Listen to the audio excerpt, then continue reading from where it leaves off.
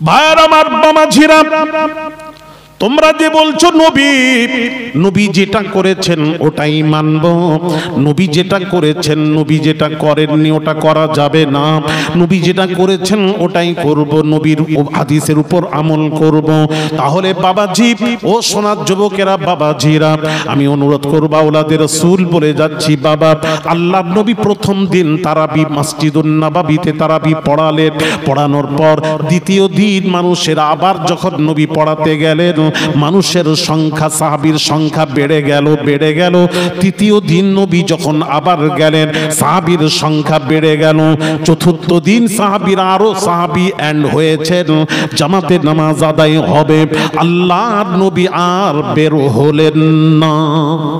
3 দিন নামাজ পড়িয়েছিলেন নবীজি তারাবি মসজিদুন নববীতে জামাতের সাথে 3 দিন। এখন এরা বলা শুরু করেছে কোরআন মানি, হাদিস মানি, আল্লাহ মানি, রসুল মানি, সাহাবী মানি না, ওলি মানি না, কোরআন ও হাদিস, হাদিস থেকে যেটা প্রমাণিত সেটাই সহি হাদিস, হাদিসের দলিল দেবেন। কোরআন ও হাদিস আর কিছু আমরা মানি না, ইজমাও মানি না, কিয়াসও মানি না, আর ওলিও মানি না, সাহাবিও মানি না, মানি শুধু কোরআন ও হাদিস। এরকম আছে না নেই? একটু কথা বলেন।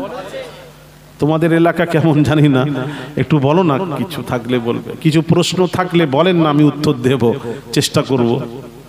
কিছু সমস্যার মধ্যে আছেন আপনারা, একটু আমরা এসেছি, আমাদেরকে একটু বলুন, আমরা একটু দেখি সমাধানের চেষ্টা করব।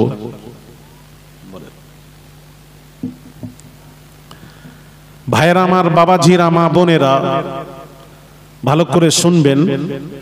যারা বলছেন কোরআন মানি, হাদিস মানি, সাহাবী মানি না, ওলি মানি না, তাদের কথাটা কেমন হচ্ছে জানেন? সেই ছেলে বলছে, আব্বু তোমার আদেশ পালন করব, মায়ের আদেশ পালন করব না। তখন বাপ বলছে, বেটা ঠিক আছে, আমার আদেশ পালন করবি তো? হ্যাঁ আব্বু, তোমার আদেশ পালন করব, কিন্তু মায়ের আদেশ পালন করব না। বাপ বলছে, বেটা যদি আমার আদেশ পালন করিস তাহলে আমার আদেশ হলো তুই তোর মায়ের আদেশ পালন কর, এটাই আমার আদেশ। ছেলে বলছে, না আব্বু, মায়ের করব না, তোমার করব। এটা কেমন হলো? বুঝতে পারলেন না বোধহয়? না বুঝতে পারেন, বুঝতে পারলে তো আবার বলছি, সবাই বুঝতে পারেননি। ছেলে বলছে, আব্বা তুমি যা বলবে শুনবো, তোমার আদেশ পালন করব, তবে মায়ের আদেশ পালন করব না। তো বাপ বলল, ঠিক আছে বেটা, মায়ের আদেশ পালন করতে হবে না, আমার আদেশ পালন করবি তো? জি আব্বু, তুমি যা বলবে শুনবো, কিন্তু মায়ের কথা শুনবো না। তখন বাপ বলছে, বেটা আমার কথা যদি শুনিস, আমার আদেশ হলো তুই তোর মায়ের আদেশ পালন কর, এটাই আমার আদেশ। ছেলে বলল, না আব্বু, মায়ের করব না, তোমার করব। কি হলো বলো কিছু? বাপের করলো না, মায়েরও করলো না। Right right.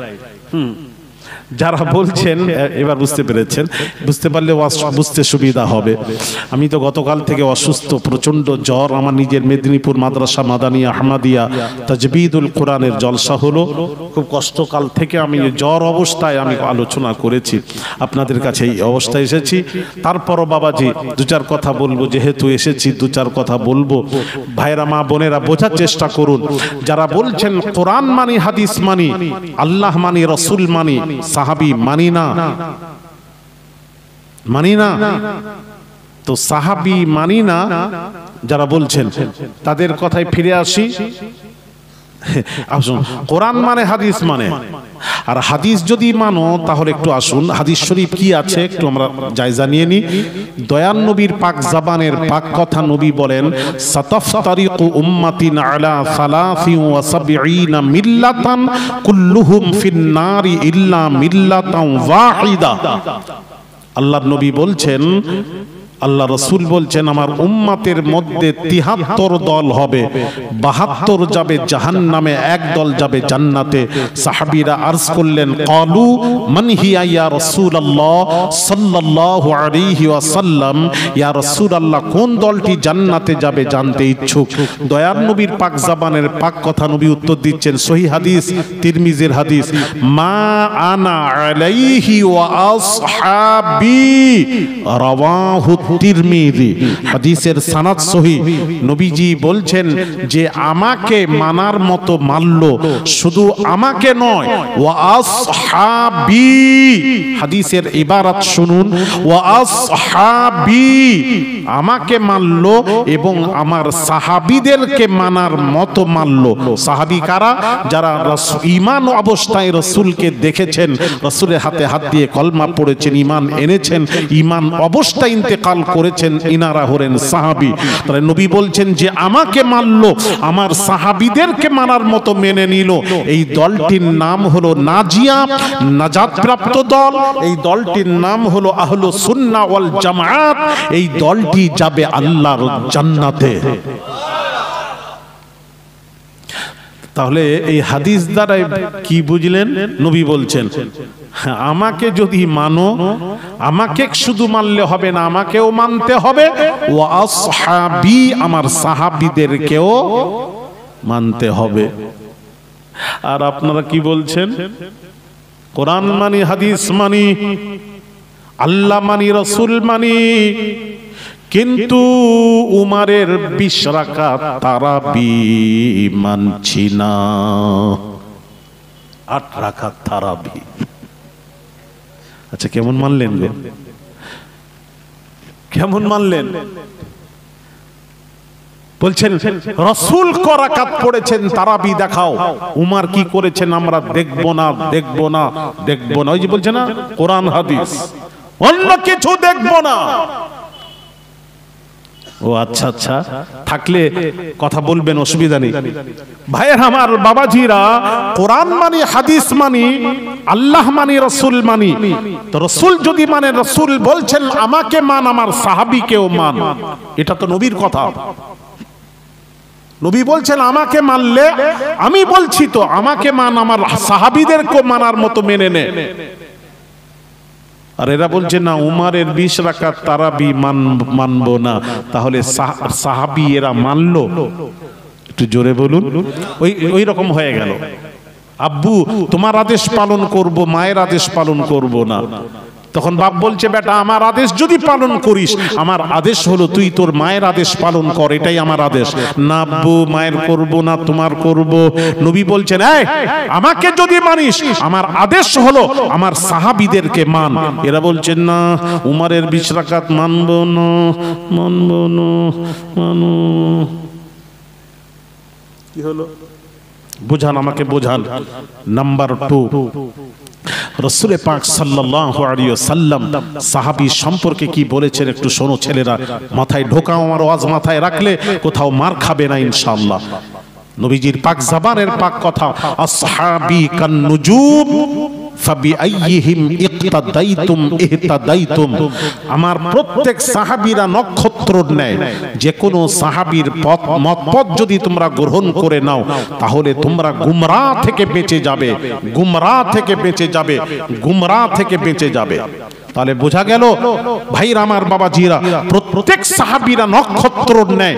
প্রত্যেক সাহাবীদেরকে আমাদেরকে মানতে হবে, এটা রাসূলুল্লাহর কথা সাল্লাল্লাহু আলাইহি ওয়াসাল্লাম।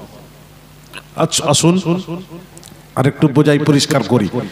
নবী বলছেন, এবার সাহাবীদের মধ্যে এবার খাস করছেন, আলাইকুম বিসুন্নতি। পৃথিবীর কোন মৌলবি আছে আমার হাদিসকে বলবে জাল?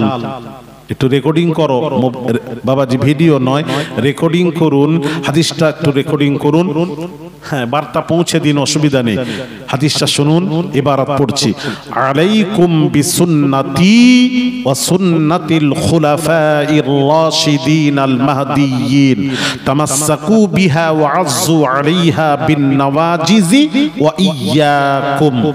রাসূলে পাক সাল্লাল্লাহু আলাইহি ওয়াসাল্লাম হুজুর বলছেন আমার সুন্নাত আর খুলাফায়ে রাশিদিনদের সুন্নাত কে তোমরা নওয়াজিজ দাঁত দিয়ে যেভাবে কামড়ে ধরে থাকো ওইভাবে তোমরা মজবুত করে ধরো। খুলাফায়ে রাশিদিন কে কে? চারজন সাহাবীকে খুলাফায়ে রাশিদিন বলা হয়। আবু বকর, উমর, উসমান ও আলী, এই চারজনকে বলা হয় খুলাফায়ে রাশিদিন। নবী বলছেন আমার সুন্নাত আর খুলাফায়ে রাশিদিন আবু বকর, উমর, উসমান, আলীর সুন্নাতকে তোমরা মজবুত করে ধরো। কার কথা? জোরে বলুন। রাসূলের কথা। তো রাসূল বলছেন খালি নবীর সুন্নাত নয়, সাহাবীদেরও সুন্নাত। তাহলে 20 রাকাত তারাবি তো উমর চালু করেছেন, এটা উমরের সুন্নাত। এটার উপর ইজমা হয়ে গেছে গোটা পৃথিবীতে 20 রাকাত তারাবি হয়। 20 রাকাত গোটা ওয়ার্ল্ডে ঘুরে দেখুন 20 রাকাত তারাবি হয়। 8 রাকাত খুব কম মানুষ। হারামাইন শরীফাইন আমি নিজে না, আমি রমজান মাসে উমরায় গিয়ে আমি মক্কা মদিনাতে আমি নামাজ পড়েছি, আদায় করেছি। 20 রাকাত তারাবি হয়। এ পর্যন্ত 20 রাকাত তারাবি চলে আসছে। আর আহলে হাদিস ভাইরা, লা মাযহাবী ভাইরা, গায়র মুকাল্লিদ ভাইরা বলেন 20 রাকাত নয়, এখন আবার নতুন সুর শোনা যাচ্ছে 8 রাকাত, 8 রাকাত। তাহলে গোটা পৃথিবীর মানুষ জানলো না, এরা 8 রাকাত জেনেছে। 20 রাকাত যারা পড়েছে তাদের 20 রাকাতটা ঠিক হয়নি, এটাই সঠিক।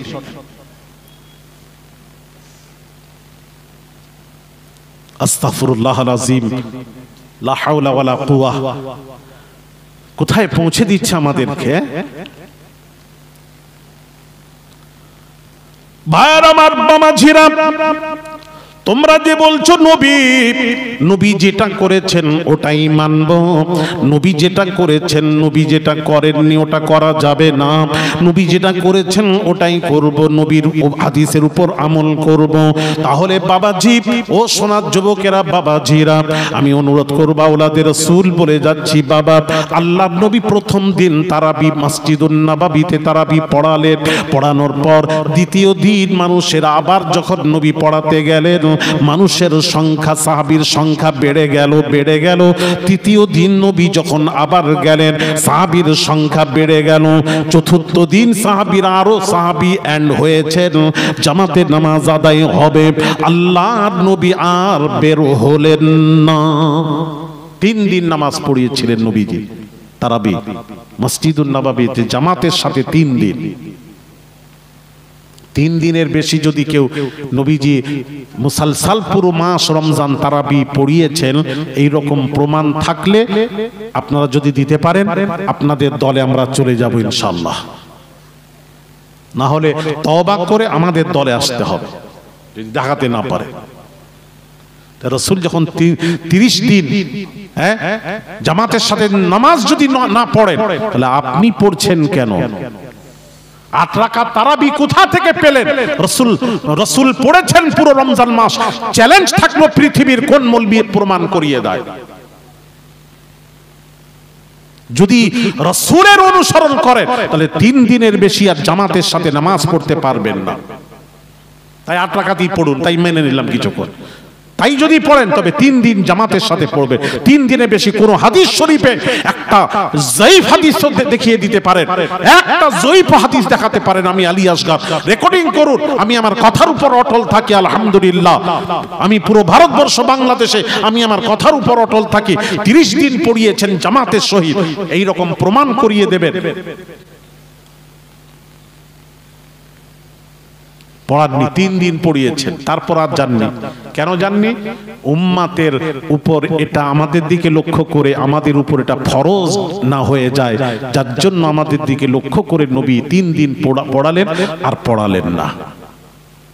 এটা হলো হাদিস শরীফ, আমাদের দিকে লক্ষ্য করে, উম্মাতের খেয়াল করে। তারপর কি হলো? কবে থেকে 20 রাকাত তারাবি শুরু হলো? এইবার সাহাবীরা একা একা পড়ছেন তারাবি। নবীজি দুনিয়া থেকে যখন পর্দা নিলেন, এই কথা বলতে গেলে আবার তখন কিছু কিছু আবার শোনা যায়, পর্দা তো নারীরা করে, নবী আবার পর্দা কিসের? আস্তাগফিরুল্লাহ আল-আযীম। কি ধরনের কথাবার্তা বলছি না, ঈমান এদের যারা রাসূলুল্লাহ সাল্লাল্লাহু আলাইহি সাল্লাম সম্পর্কে যারা ধরনের কথাবার্তা বলে, আপনারা খেয়াল করে দেখবেন, আপনি খোঁজ নিয়ে দেখুন তার ফাউন্ডেশনের মধ্যে কোনো গড়বড়ি আছে।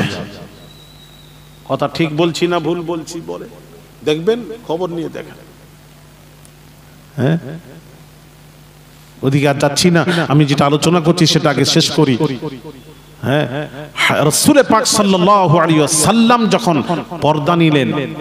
পর্দা নিলেন, নবীর পর হযরত আবু বকর খলিফা হলেন। অনেক কথা আছে সংক্ষিপ্ত। আবু বকর যখন খলিফা হলেন তখন একা একা নামাজ হতো।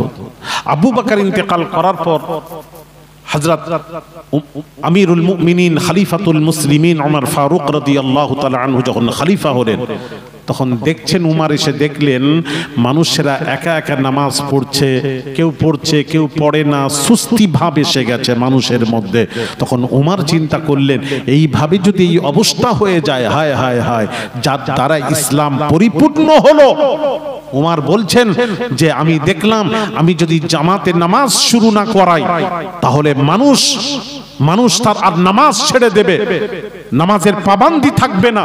তখন উমর কি করলেন, উবাই ইবনে কাব রাদিয়াল্লাহু তাআলা আনহুকে দিয়ে ওই 20 রাকাত তারাবি চালু করে দিলেন। তোমরা 20 রাকাত পড়ো। এই যে 20 রাকাত চালু হয়ে গেল, গোটা এখনো পর্যন্ত কিয়ামত অবধি আহলুস সুন্নাহ ওয়াল জামাত গোটা পৃথিবীতে এই 20 রাকাত তারাবির উপর ইজমা হয়ে গেছে, তারাবি পড়লে 20 রাকাতই পড়তে হবে। আমি কি বোঝাতে পারছি? এটা কোথা থেকে চালু হলো, কে চালু করলেন? হযরত আমিরুল মুমিনিন খলিফাতুল মুসলিমিন ওমর ফারুক রাদিয়াল্লাহু তাআলা আনহু 20 রাকাত তারাবি চালু করলেন। এই 20 রাকাত তারাবি শুরু হয়ে গেল, এটার উপর ইজমা হয়ে গেছে। তাহলে তারাবি পড়লে 20 রাকাত পড়তে হবে। আর এরা বলছে 8 রাকাত। 8 রাকাতের একটা হাদিস আছে, আমি বলবো আপনাকে। হাদিসটা কোথায় আছে? বুখারী শরীফের। ইমাম বুখারী তারাবির অধ্যায়ে হাদিসটা উল্লেখ করেছেন। হাদিসটা কি একটু শোনাবো? তারাবির অধ্যায় আম্মা জান আয়েশা সিদ্দিকা রাদিয়াল্লাহু তাআলা আনহাকে সাহাবী প্রশ্ন করলেন। এক সাহাবী প্রশ্ন করলেন, আম্মা জান, রাসূল পাক সাল্লাল্লাহু আলাইহি ওয়াসাল্লামের রাত্রিতে, রমজান মাসের রাত্রিতে নবীজির নামাজ কেমন ছিল? ঠিক এই প্রশ্ন, ভালো করে একটু বুঝবেন ওয়াজ।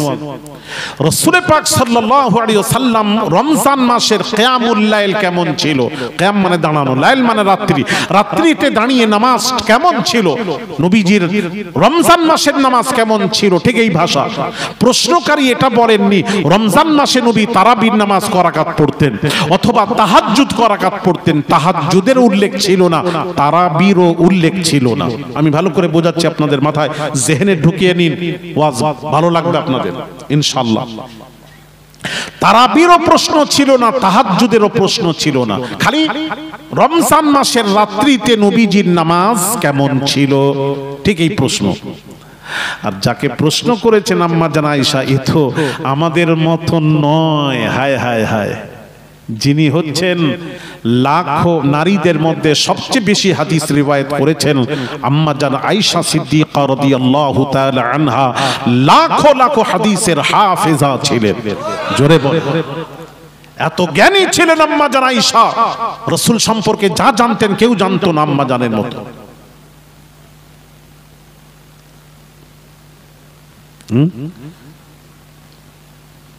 আম্মা জানতেন না কি বোঝাতে চাচ্ছে প্রশ্নকারী, কি জানতে চাচ্ছেন জানেন না?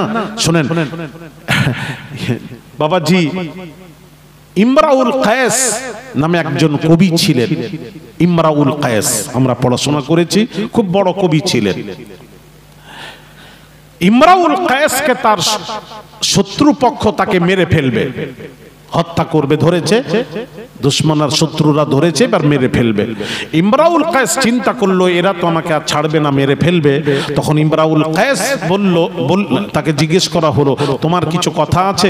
ইমরাউল কায়েস বলল আমার একটা কথা আছে, আমাকে মারার পূর্বে আমি একটা কবিতার একটা লাইন লিখে দেব, আমাকে হত্যা করে ওই লাইনটা, কবিতার এক লাইন আমার মেয়ের কাছে পৌঁছে দেবে। ব্যাস এটাই হলো আমার আরজু, এটাই আমার তামান্না। তখন শত্রুপক্ষ বলল, আচ্ছা ঠিক আছে, কবিতার একটা লাইন লেখো, পৌঁছানোর মতো হলে পৌঁছে দেব। তো ইমরাউল কায়েস কবিতার একটা লাইন লিখলেন, একটা লাইন। দুই লাইন লিখলে কবিতাটা বোঝা যায়। কবিতার একটা লাইন লিখলেন কি, ইয়া বানাতি ইমরাউল কায়েস ইন্না আবাকুমা। কি লিখলেন, ইয়া বানাতি ইমরাউল কায়েস ইন্না আবাকুমা, এই ইমরাউল কায়েসের মেয়ে নিশ্চয়ই তোমার পিতা। বুঝতে পারছেন, এটা তো খবর নেই। নিশ্চয়ই তোমার পিতা কি করছেন, খাচ্ছেন না ঘুমিয়েছেন না কোথাও যাচ্ছেন না খেলাধুলো করছেন না কি বলে পাঠিয়েছেন, খবর নেই। শুধুমাত্র এইটুকু আছে, এক লাইন। আরেকটা লাইন হলে তো বোঝা যাবে। এক লাইন লিখে দিলেন, ইয়া বানাতি ইমরাউল কায়েস ইন্না আবাকুমা, এই ইমরাউল কায়েসের মেয়ে নিশ্চয়ই তোমার পিতা। লেখা দেখে বলল, শত্রুপক্ষ বলল, আমরা যদি হত্যা করে যদি লেখাটা তার মেয়ের কাছে পৌঁছে দিই, আমরা আসামি হিসেবে ধরা পড়ব না। তার কারণ এতে খবর নেই, এই ইমরাউল কায়েসের মেয়ে নিশ্চয়ই তোমার পিতাকে এরা হত্যা করেছে, ওসব তো লেখা নেই। সুতরাং অসুবিধা নেই, আমরা ওয়াদা দিলাম পৌঁছে দেব। বলে ইমরাউল কায়েসকে হত্যা করলো। হত্যা করার পর ইমরাউল কায়েসের লেখা এক লাইন কবিতা লেখা, ওই লেখাটা তার মেয়ের কাছে পৌঁছে দিল। ভালো করে শুনবেন, তার মেয়ে এত শিক্ষিতা, এত জ্ঞানী, যেই পৌঁছে দিল ওই মেয়েগুলো পড়ে চিৎকার করে কাঁদতে লাগলো। এত জোরে জোরে কাঁদছে, আশেপাশের লোকরা জমা হয়ে গেছে, পাড়ার প্রতিবেশীরা। কি হলো, কাঁদছো কেন, এত কাঁদছো কেন? সবাই জিজ্ঞেস করতে তার মেয়ে বলছে, এরা দুইজন আমার পিতাকে হত্যা করেছে। প্রমাণ দেখেন, আমার আব্বা লিখে পাঠিয়েছে। লেখা পড়ে দেখছে সবাই, ইয়া বানাতি ইমরাউল কায়েস ইন্না আবাকুমা, নিশ্চয়ই ইয়া ইমরাউল কায়েসের মেয়ে নিশ্চয়ই তোমার পিতা। তখন লোকেরা বলল, তোমার পিতাকে হত্যা করেছে কোথায় লেখা আছে? এটা তো লেখা নেই। তখন মহিলা বলছে, ইমরাউল কায়েসের মেয়ে বলছে, কবিতার প্রথম লাইন যদি এটা হয়, দ্বিতীয় লাইনটা কি হবে? কাদ কুতিলা ওয়া কাতিলুহু, নিশ্চয়ই এই ইমরাউল কায়েসের মেয়ে নিশ্চয়ই তোমার পিতাকে এই দুইজন হত্যা করেছে। কত জ্ঞানী দেখলেন। মানে আগের লাইনটা কি হবে ওই মেয়ে ইমরাউল কায়েসের মেয়ে বলে দিলেন। আসলে তাই, আর সত্য কথা, এরাই হত্যা করে ওরাই আবার নিয়ে গিয়ে পৌঁছালো। এটা যদি পুরো লিখে দিতেন তাহলে এটা পৌঁছাতো না, তো তাহলে মেয়ে আমার জানতে পারতো না যে আমার হত্যাকারী কারা, আসামি হিসেবে ধরা পড়বে না। যার জন্য একটা লাইন লেখার মানে উনিও জানেন যে আমার মেয়ে বুঝে যাবে দ্বিতীয় লাইনটা কি।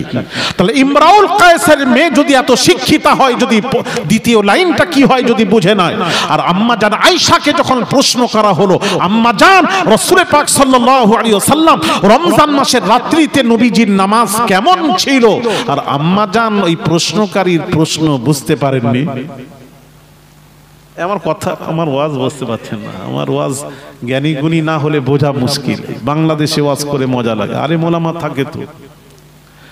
আমার বুঝতে পাচ্ছেন? একটু হাঁটা মাথা নড়লে তাহলে মনে করব যে বুঝতে পাচ্ছেন। আমিও তো বুঝতে, তার মানে কিছু হাওয়াই লাগে। আর বুঝতে না পারলে মজা লাগবে না। আমি যদি বোঝাতে না পারি তাহলে ওয়াজ কি হলো? ওয়াজ তো বোঝার জিনিস, মজা লাগবে। আমার ওয়াজটা বুঝে বুঝে বুঝে নিন, ভালো লাগবে। আমার শরীর এমনি অসুস্থ, আমি কথা বলতে পারছি না। ভাইরা আমার, বাবা জিরা, তাহলে আম্মা জান আয়েশাকে যখন প্রশ্ন করা হলো, আম্মা জান বুঝে শুনে উত্তর দিচ্ছেন। উত্তরটা কি দিলেন একটু শুনবেন নাকি? কবে শুনেন, হাদিস বলছি বুখারী, মা কানা রাসূলুল্লাহ সাল্লাল্লাহু আলাইহি ওয়াসাল্লাম ইয়াজিদু ফি রমাদান, ইয়াজিদু ফি রমাদান ওয়ালা ফি গায়রিহি আলা 11 রাকাআতিন রাওয়াহুল বুখারী। আম্মা জান আয়েশা কি বললেন? মা কানা রাসূলুল্লাহ সাল্লাল্লাহু আলাইহি ওয়াসাল্লাম ইয়াজিদু ফি রমাদান ওয়ালা ফি গায়রিহি আলা 11 রাকাআতিন। আম্মা জান আয়েশা বললেন, রাসূল রমজান মাস এবং রমজান ছাড়াও, ওয়ালা ফি গায়রিহি রমজান ছাড়াও 8 আর 3 মোট 11 রাকাত নামাজ আদায় করতেন। একটু জোরে, 8 আর 3 মোট 11, 8 আর 3 11 রাকাত নামাজ আদায় করতেন। আর তারাবি এরা বলছে 3 বেতের এই 11 রাকাত। এবার আসুন, এবার আমাদের বক্তব্য আমি বলে থাকি, যদি তাই হয় তারাবি, তাহলে এখানে আম্মা জান আয়েশা কি বললেন পুরো ইবারত পড়ুন, মাতান পড়ুন, তবে তো বুঝতে পারবে। ওয়ালা ফি গায়রিহি, ওয়ালা ফি গায়রিহি, খালি রমজান নয়, রমজান ছাড়াও 8, 3, 11 পড়তেন। তাহলে এবার বোঝা গেল রমজান ছাড়া তো তারাবি হয় না, তারাবির সাথে সম্পর্ক রমজান মাসের সাথে। কথা বলেন না কেন? তারাবি তো রমজান মাসেই হয় না, অন্য মাসে হয়? পৃথিবীতে কোন জায়গায় অন্য মাসে শুনেছেন তারাবি? তারাবির সাথে সম্পর্ক রমজান মাসে। রমজান ছাড়া তারাবি পৃথিবীতে কোথাও হয়নি। আর আম্মা জান এখানে আয়েশা বুঝিয়ে দিলেন ওয়ালা ফি গায়রিহি, রমজান ছাড়াও 8 আর 3 11 পড়তেন। তার মানে আম্মা জান আয়েশা বুঝতে পেরেছেন, যিনি প্রশ্নকারী প্রশ্ন করেছেন উনি বোঝাতে চাচ্ছেন যে রমজান মাসেও কি নবী তারাবি থাকা সত্ত্বেও নবী কি তাহাজ্জুদ পড়তেন? আসলে এই নামাজটা তারাবি নয়, তারাবি হলে রমজান মাস ছাড়াও নবী পড়তেন, এটা বলতেন না আম্মা জান আয়েশা। রমজান ছাড়াও পড়তেন এটা বলতেন না। তাহলে স্পষ্ট বোঝা গেল এটা রমজান নয়, এটা হলো তাহাজ্জুদ। এটা কি? একটু জোরে, তাহাজ্জুদ। তাহাজ্জুদ 12 মাসে তাহাজ্জুদ সব সময় আছে, আর তারাবি শুধু রমজান মাসে আছে। তাহলে আম্মা জান আয়েশা প্রশ্নকারীর প্রশ্নটা বুঝে শুনেই তো উত্তর দিলেন, নবী রমজান মাস ওয়ালা ফি গায়রিহি আলা 11 রাকাআতিন, রমজান এবং রমজান ছাড়াও 8 আর 3 11 রাকাত নামাজ আদায় করতেন। তাহলে বোঝা গেল রমজান ছাড়াও যে নামাজটা হয় ওটা তারাবি নয়, ওটা তাহাজ্জুদ। তাহলে স্পষ্ট হয়ে গেল তাহাজ্জুদ। তাহলে এরা তারাবি নিল কেন? এই জন্য নিয়েছে, মোগালতা হয়ে গেছে। একটু কি হয়েছে জানেন, ইমাম বুখারী এটা তারাবির অধ্যায় উল্লেখ করে দিয়েছেন। আমরা সূচিপত্র যখন দেখি, দেখবেন আমরা সূচিপত্র নামাজের বিবরণ, নামাজের অধ্যায়, এবার নামাজের অধ্যায় খুলে দেখছি, তখন ভাবলাম এটা নামাজের মাসলা না। ইমাম বুখারী কি জানেন কেমন ছিলেন? যখন যেটা মনে পড়েছে যেখানে হোক ঢুকিয়ে দিয়েছেন। যেমন যেমন বোঝাই, কবরের মূল প্রশ্ন হলো, ইমাম বুখারী লিখেছেন কবরের মূল প্রশ্ন হলো একটা। কবরের মূল প্রশ্ন কি? 3টা। কি কি? 3টা। আর ইমাম বুখারী ইমাম মুসলিম লিখেছেন কবরের মূল প্রশ্ন হবে একটা, 3টার কথা উল্লেখ করেননি। একটা বলবেন, একটা কি? মা কুনতা তাকুলু ফি হাদার রাজুলি লি মুহাম্মাদিন সাল্লাল্লাহু আলাইহি ওয়াসাল্লাম। কবরে রাখার সাথে সাথে 2 ফেরেশতা যখন আপনি 40 কদম আসার পর আতাহু মারাকান ফায়ুকঈদানিহি ফায়াকুলান, 2 ফেরেশতা মুনকার নাকির কবরে হাজির হয়। হাজির হয়ে মাইয়াতকে তুলে বসানো হবে।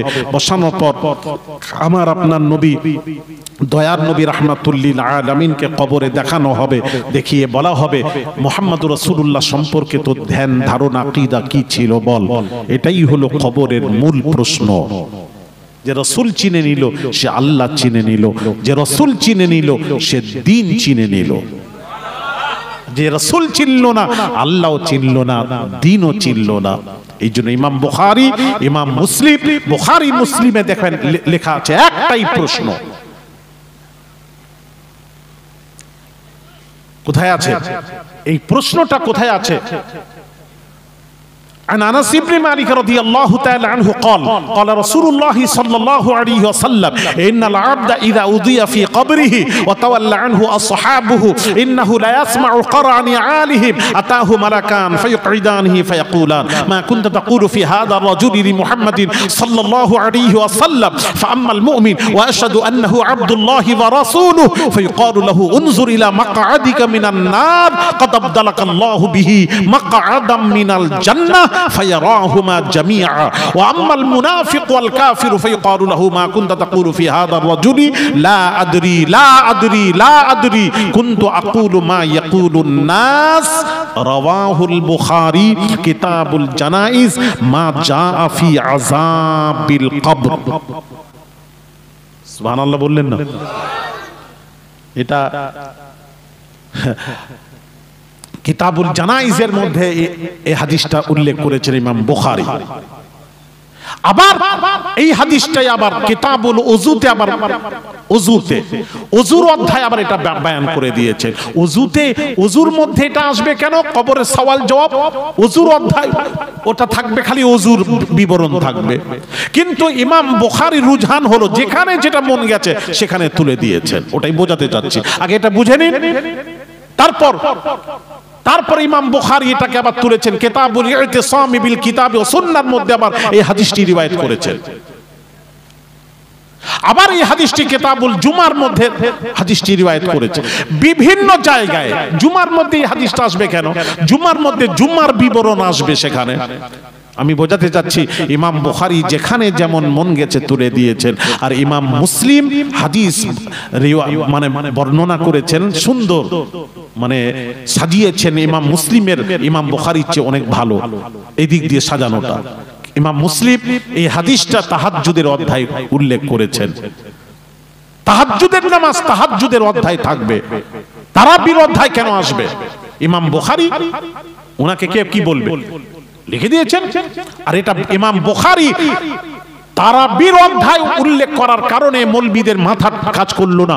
এই মৌলবীরা মনে করলো তারাবির অধ্যায় যখন হাদিসটি এসেছে এটা তারাবির নামাজ, এখানে মোগালতা হয়েছে, এখানে ওরা ধোঁকা খেয়ে গেছে।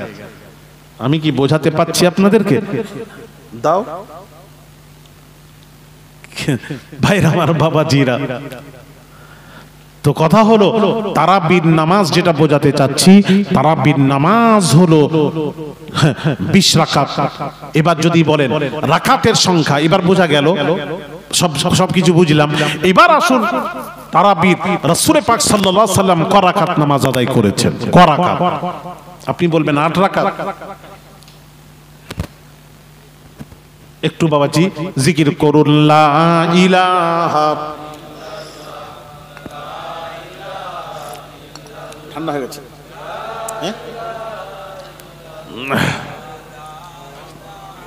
দরুদ শরীফ আল্লাহুম্মা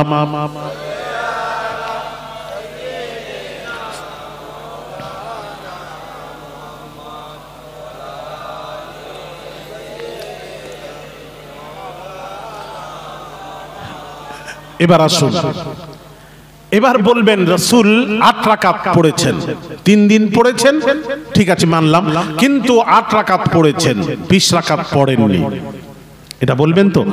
তাহলে আসুন, এবার আসুন আমি একটু বোঝাতে চাই। হযরত উসমান গনি রাদিয়াল্লাহু তাআলা আনহু, ভালো করে একটু শুনবেন আমার ওয়াজ। উসমান গনি রাদিয়াল্লাহু তাআলা আনহু একদিন স্বপ্ন দেখছেন, দয়ার নবী রাহমাতুল লিল আলামিন মসজিদুল নববীতে নবীজি বসে ওয়াজ করছেন। এমন সময় বাবাজি এক মহিলা কিছু খেজুর মাথায় নিয়ে নবীজি দরবারে হাজির। স্বপ্ন দেখছেন, ইয়া রাসূলুল্লাহ, ইয়া হাবিবাল্লাহ, হুজুর এই খেজুরগুলি গ্রহণ করলে খুশি হতাম। নবীজি গ্রহণ করলেন। তারপর ওই মহিলা গ্রহণ করা খেজুরগুলি নিয়ে হযরত আল্লাহর নবী দয়ার নবী রাহমাতুল লিল আলামিন বন্টন করছেন। এইভাবে বন্টন করছেন সাহাবীদের মাঝে।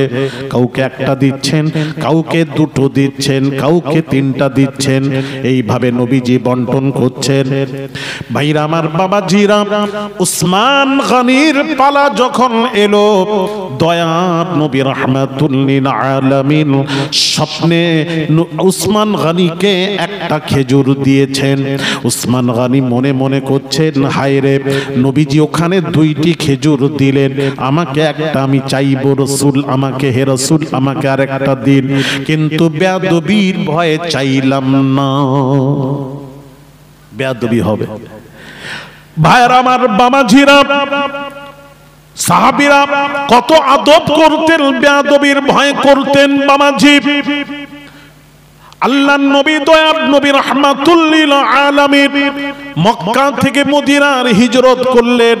হিজরতের গভীর রাত্রিতে আবু বকরের দরওয়াজায় গিয়ে নবীজি একটা ডাক দিলেন। একটা ডাক, এক ডাক দেওয়ার সাথে সাথেই ভেতর থেকে আবু বকর বললেন, লাব্বাইকা ওয়া সা'দাইকা ইয়া রাসূলুল্লাহ। এক ডাকেই সাড়া দিয়ে বের হয়ে গেলেন। দয়ার নবী রাহমাতুল লিল আলামিন বললেন, আবু বকর রে, দ্বিতীয় ডাক দিতে হলো না, তার কারণ কি? আবু বকর বলেন, ইয়া রাসূলুল্লাহ, ইয়া হাবিবাল্লাহ, হুজুর আপনি তো দীর্ঘদিন পূর্বে বলেছিলেন আমি যখন মক্কা থেকে মদিনার হিজরত করব, হিজরতের সঙ্গী সাথী তুমি হবে। ইয়া রাসূলুল্লাহ, কবে আসবেন? কবে আল্লাহর হুকুম হবে আপনি মক্কা থেকে মদিনার হিজরত করবেন? হিজরত করবেন, গভীর রাত্রিতে এসে আমার দরওয়াজায় আওয়াজ দেবেন। কবে আসবেন তা তো নির্দিষ্ট তারিখ তো বলেননি। আমি আবু বকর যদি ঘুমিয়ে পড়ি, দয়ার নবী রাহমাতুল লিল আলামিন এসে যদি ডাকাডাকি করেন, আল্লাহর নবীর ডাকে সাড়া দিতে যদি দেরি হয়ে যায়, তাহলে রাসূলের সাথে চূড়ান্ত বেয়াদবি হয়ে যাবে। এই কারণে আমি আবু বকর দরজায় পিঠ লাগিয়ে অপেক্ষা করতাম, কখন দয়ার নবী আল্লাহর হুকুম হবে আসবেন, একটা ডাক দেবেন, এক ডাকেই সাড়া দিয়ে যেন বের হতে পারি। তাই আমি আবু বকর, দীর্ঘদিন আমি আবু বকর ঘুমাইনি। একটু জোরে।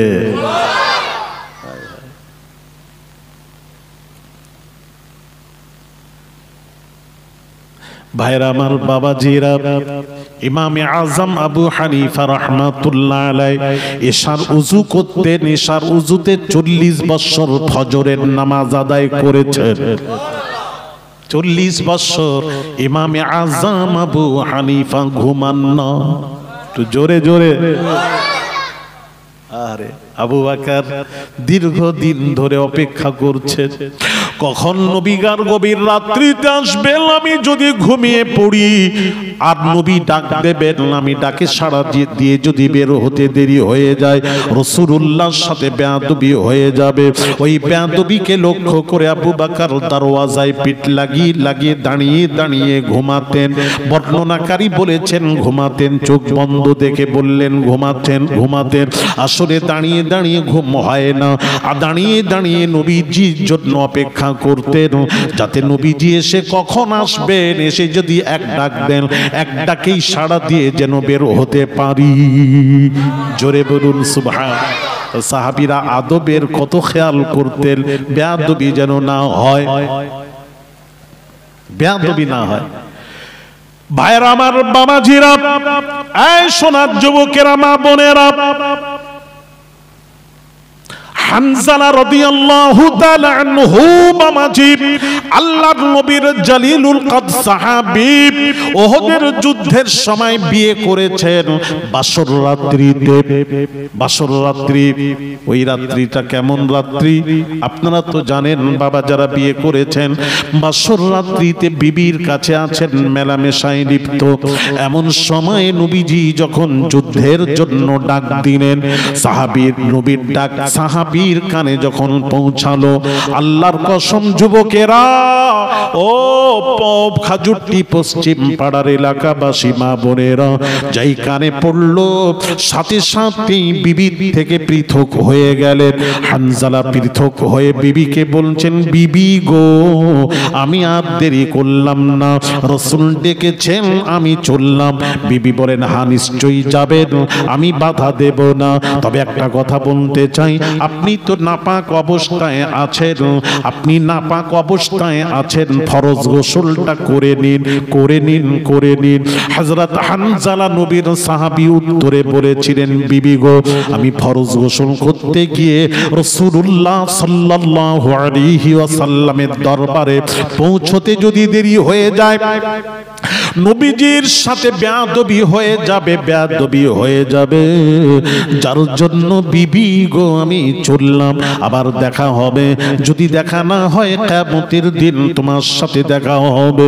বিদায় সালাম দিয়ে চলে এলেন, যুদ্ধের ময়দানে শহীদ হয়ে গেলেন, বাবা শহীদ হয়ে গেলেন।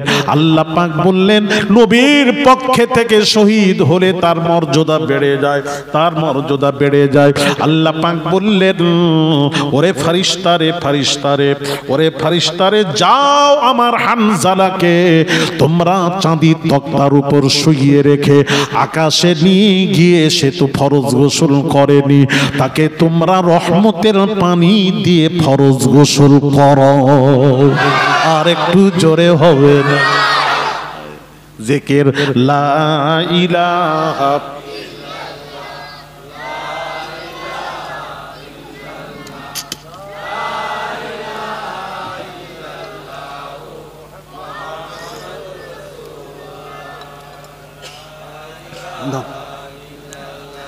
লা ইলাহা, লা ইলাহা, থাক থাক থাক, চা খাও, মুহাম্মাদুর রাসূলুল্লাহ সাল্লাল্লাহু আলাইহি ওয়াসাল্লাম, দরুদ শরীফ আল্লাহুম্মা।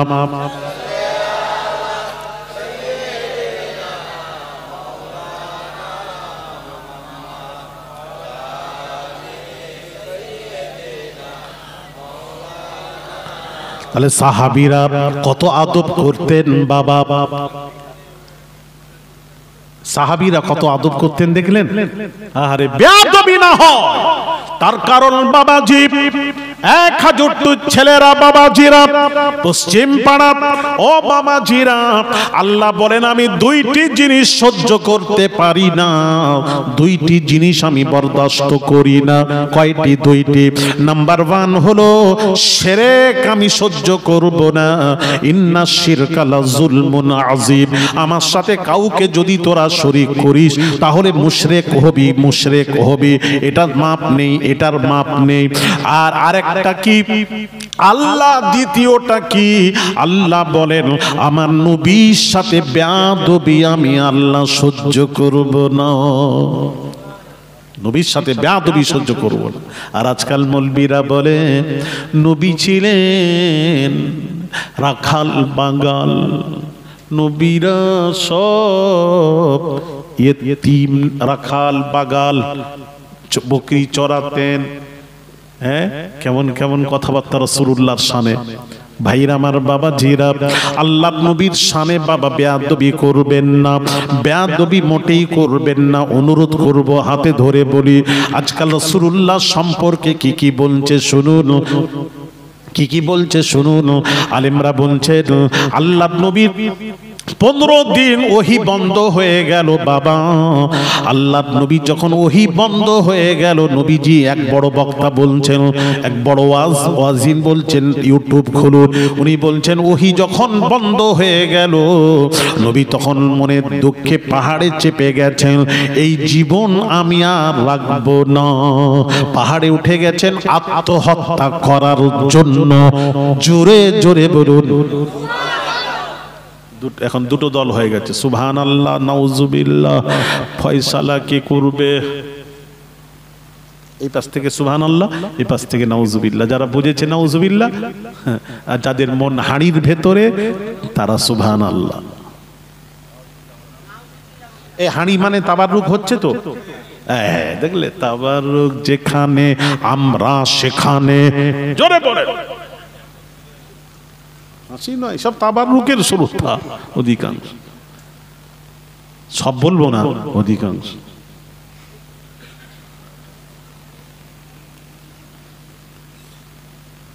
দেখছেন রাসূলুল্লাহকে আত্মহত্যা করার জন্য পাহাড়ে চেপেছেন, বলে আমি আর জীবন রাখবো না, জোরে বলুন। ওয়াজ দেখছেন খুব হাই ফাই, 1.5 লাখ টাকার ওয়াজ। কত কথা বলেনি, কত 1.5 লাখ টাকার। একবার নিয়ে শোনা বাবা, দিয়ে শুনবে, জান কলিজা ঠান্ডা হয়ে যাবে। হ্যাঁ বাংলাদেশে না, আমাদের 1,10,000 টাকা হবে। হ্যাঁ ঠিক আছে। আশ্চর্য আশ্চর্য, আল্লাহ হেফাজত করেন, আল্লাহ হেফাজত করেন। কি রাসূলের শানে চলছে। হ্যাঁ আজ বলছেন, এক বক্তা ওয়াজ করছেন, বলছেন কি বেয়াদবি চলছে শুনুন।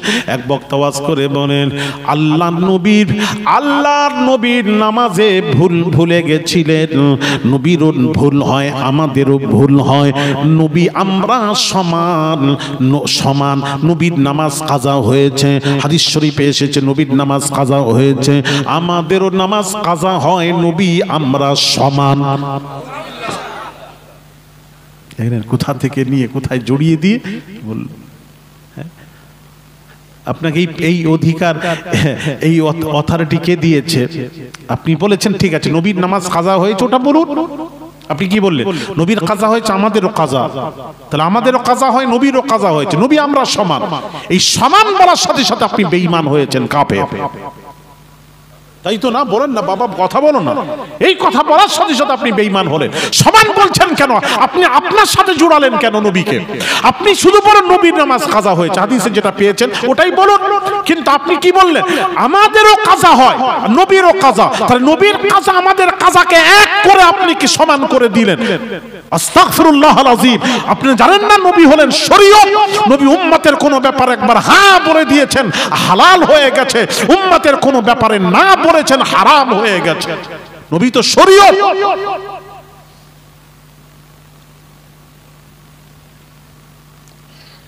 এইগুলো তো সহ্য করতে পারিনি, এইগুলো তো বলি, হিংসা করিনি, সঠিকটা বলার চেষ্টা করি। হ্যাঁ বাবা, এটা ভাববে না, তোমার আবার উল্টা ভেবো না।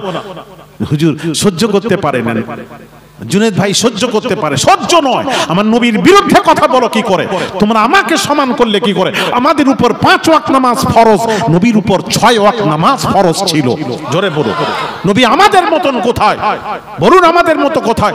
রাসূল রাস্তা দিয়ে চলে গেলে, ওই রাস্তায় কেউ পরে গেলে সুগন্ধি ছড়িয়ে পড়ে, মানুষ জানতে পারে এই রাস্তা দিয়ে নবীজি হেঁটেছেন। জোরে বলুন বাবাজি, আমাদের পাসিনায় দুর্গন্ধ বের হয়, নবীজির পাসিনা দিয়ে মুশকে আম্বারের খুশবু বের হয়। আর এক বক্তা বলেছেন, কি বলেছেন জানেন? খুলুন ইউটিউব খুলুন, আমি এখন দেখিয়ে যাব।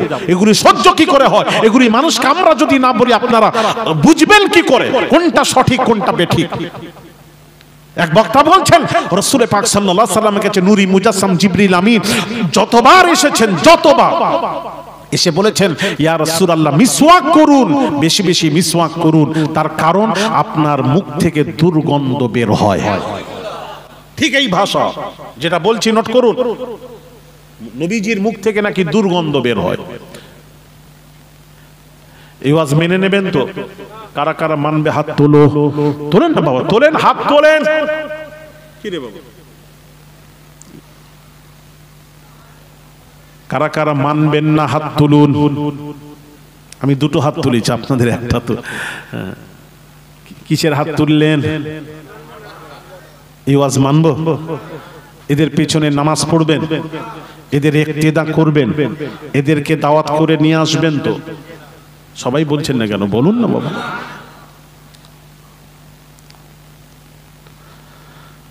আস্তাগফিরুল্লাহল আযীম, আস্তাগফিরুল্লাহল আযীম।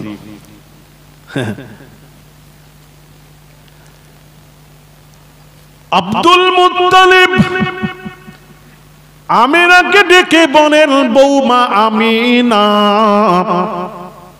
পাড়ার প্রতিবেশীরা এসে তোমার বিরুদ্ধে নালিশ করলো মহিলারা, ও শ্বশুর আব্বা কি নালিশ করেছে বলুন? তুমি নাকি সুগন্ধি ব্যবহার করো, দামি দামি আতর ব্যবহার করো। ও বৌমা আমিনা, স্বামীর ইন্তেকাল করার পর দামি দামি সুগন্ধি ব্যবহার করা যাবে না। তুমি ব্যবহার করো? আমিনা বলছেন, আব্বাজান আল্লাহর কসম করে বলছি, আমার আব্দুল্লাহ আমার স্বামী ইন্তেকাল করার পর আমি সুগন্ধি ব্যবহার করিনি। তাহলে ওরা মিথ্যা বললো না? মিথ্যা বলে না, ওরাও সত্য বলেছে।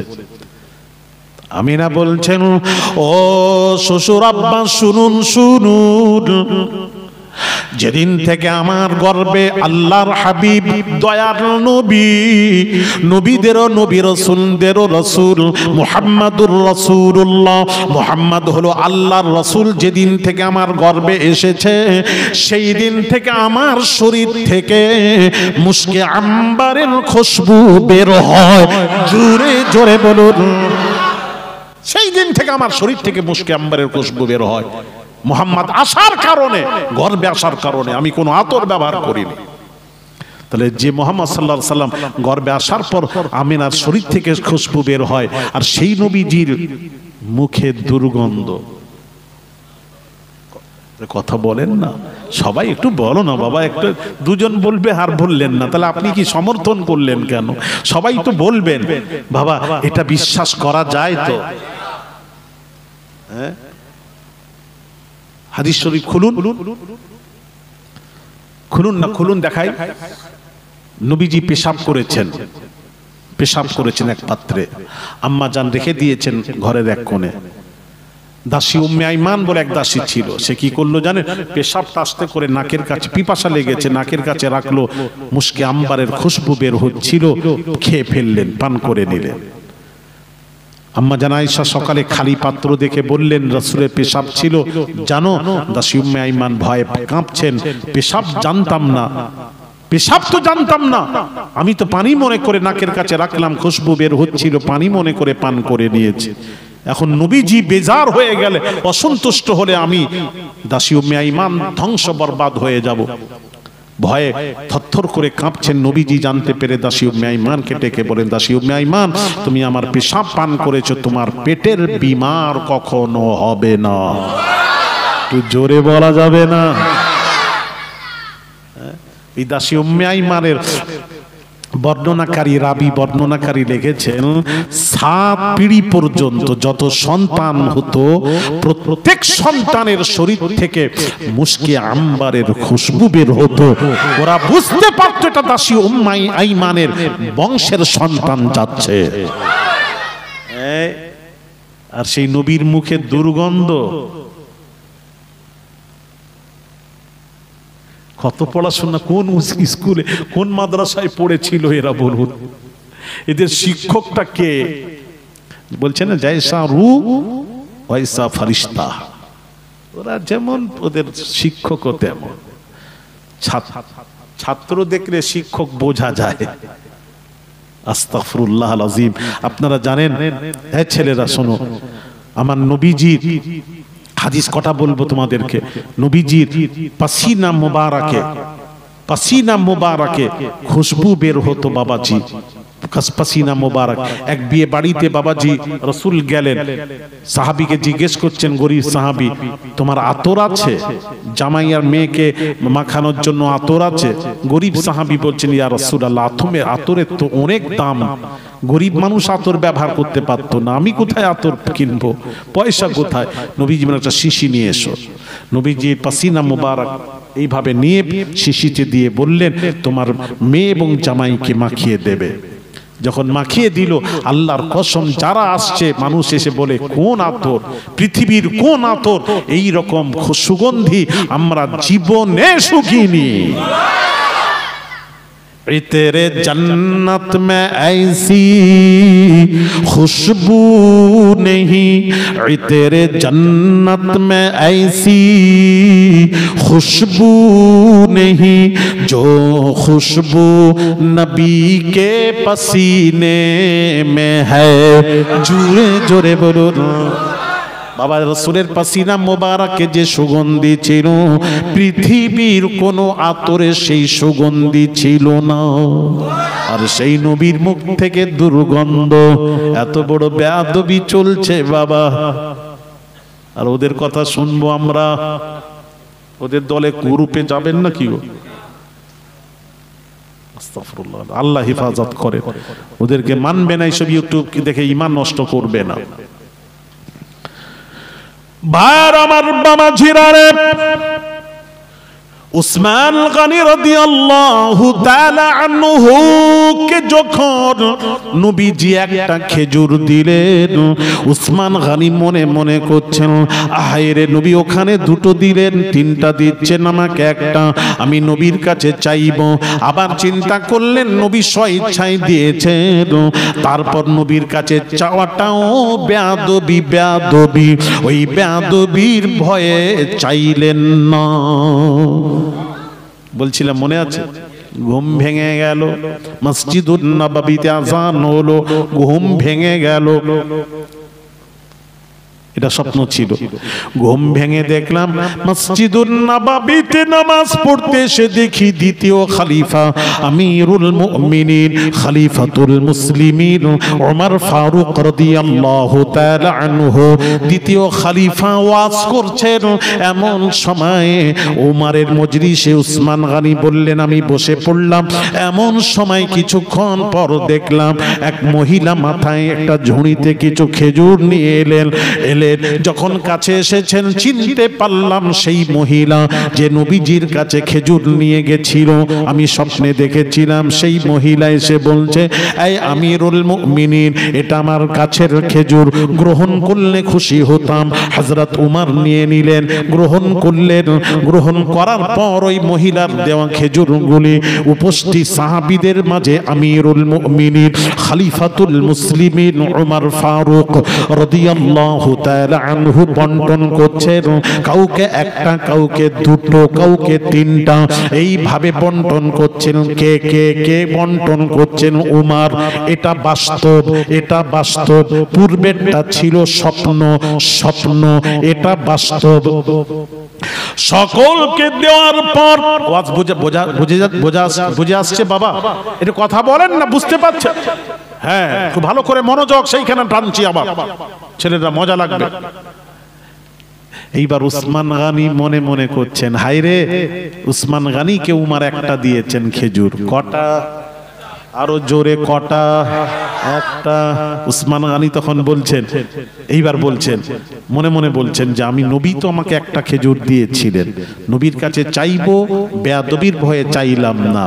এটা তো ভাই উসমান, ভাই উমর, উমরের কাছে চাইলে অসুবিধা নেই। এই মন মানসিকতা নিয়ে বললেন, ভাই উমর আমাকে আরেকটা খেজুর দিন। যা সেইটুকু। আল্লাহর কসম, এক খেজুরটি পশ্চিম পাড়া ভালো করে মিলাদুন নবীর জলসায় যারা আগমন করেছেন, মা বোনেরা যারা ওয়াজ শুনছেন, মনোযোগ দিয়ে ওয়াজ শুনুন। উসমান গনি তখন বললেন, ভাই উমর আরেকটা খেজুর দিন। তখন উমর উত্তরে বলেছিলেন, ভাই উসমান, গত রাত্রিতে নবীজি যদি দুইটি খেজুর দিতেন, আমিও উমর তোমাকে দুইটি খেজুর দিতাম। আমার নবী যেহেতু একটা খেজুর দিয়েছেন, আমি উমর দুইটি খেজুর দিতে পারি না। আমি নবীর মুখালিফাত করতে পারবো না। যার জন্য নবী একটা দিয়েছে বলে আমি তোমাকে একটা খেজুর দিলাম। জোরে জোরে বলুন, আর একটু জোরে। হায় হায়। হ্যাঁ, এইবার বোঝেন আমি কি বোঝাতে চাইলাম। সে সাহাবীরা এই রকম ভাবে এইবারে প্রশ্ন আসবে এখানে, উসমান গনির স্বপ্ন তো কেউ জানে না, উনি তো কাউকে বলেননি, তো স্বপ্ন ছিল। নবীজি এসে একটা দিয়েছিলেন, ওটা স্বপ্নে দিয়েছিলেন। তো উসমান গনির স্বপ্ন উমর জানলেন কিভাবে? কিভাবে? কিভাবে? বাবা বলো ও মৌলবি সাহেব, ও মরি সাহেব কোরআন হাদিস মানি, ইজমা কিয়াস মানি না, পীর মানি না, ওলি মানি না। ও মরি সাহেব এটা কি বলো, এটা কোন মাদ্রাসায় শিখা যায়? মাদ্রাসার নাম বলো, গিয়ে শিখবো। ওটা মাদ্রাসায় নয়, এটা একটা জ্ঞান আছে, এটা একটা জ্ঞান আছে ভাইয়ের আমার। এই জ্ঞানটার নাম হলো আল্লাহ প্রদত্ত জ্ঞান। জোরে জোরে বলুন, এটার নাম হলো তাসাউফ, আধ্যাত্মিক। ঠিক কিনা জোরে বলুন। এটা শিখতে গেলে আল্লাহর ওলির দরবারে যেতে হবে, হক পীরের দরবারে। আবার যেখানে যেখানে না হক পীর, পীর তো গড়াগড়ি করছে, ও পীর নয়। আমাদের মেদিনীপুরে এক পীর আছে বাবা, সে বলে নামাজ পড়া যাবে না। তো তাকে জিজ্ঞেস করা হলো, হুজুর 82 জায়গায় আল্লাহ নামাজের কথা বলেছেন। বলে হ্যাঁ বলেছিলেন, পরে মানসুখ হয়ে গেছে। বলে হুজুর মানসুখের আয়াতটা বলুন। আল্লাহ পাক কোরআন পাকে বলেন, ইয়া আইয়ুহাল্লাযীনা আমানু, হে বিশ্বাসীরা, লা তাকরাবুস সালাহ, নামাজের ধারে বাড়ে তোমরা যাবে না। পড়া তো দূরের কথা, ধারে বাড়ে যেতে নিষেধ করেছেন কোরআন। এটা মানসুখ হয়ে গেছে। জোরে জোরে বলুন।